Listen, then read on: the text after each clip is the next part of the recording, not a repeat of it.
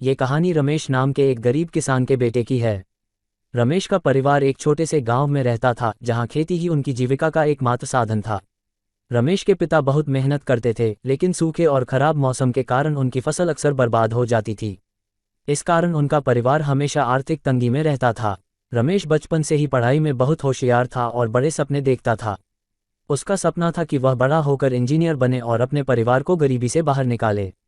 लेकिन पढ़ाई के लिए पैसे जुटाना बहुत मुश्किल था। रमेश के पास स्कूल की फीस भरने और किताबें खरीदने के लिए पैसे नहीं होते थे, फिर भी उसने हार नहीं मानी। वह दिन में स्कूल जाता और रात को गांव के बच्चों को ट्यूशन पढ़ाता।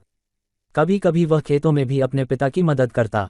उसकी माँ भी उसकी पढ़ाई के लिए कुछ पैसे जोड़ने की कोशिश करती थी, लेकिन अक्सर यह पर्याप्त नहीं होता था। रमेश ने अपनी मेहनत और दृढ़ संकल्प के बल पर हाई स्कूल की परीक्षा टॉप की। गांव के सरपंच और अन्य लोगों ने रमेश की मदद के लिए चंदा जुटाया ताकि वह शहर जाकर आगे की पढ़ाई कर सके। रमेश के पास अब एक मौका था अपने सपनों को हकीकत में बदलने का। शहर में जाकर रमेश ने कॉलेज में दाखिला लिया और एक पार्ट टाइम जॉब भी करने लगा। उसने अपनी पढ़ाई के साथ साथ नौकरी भी की और हर मुश्किल का सामना किया। वह दिन में कॉलेज जाता और रात को काम करता। कई बार उसे भूखा सोना पड़ता, लेकिन उसने कभी हार नहीं मानी।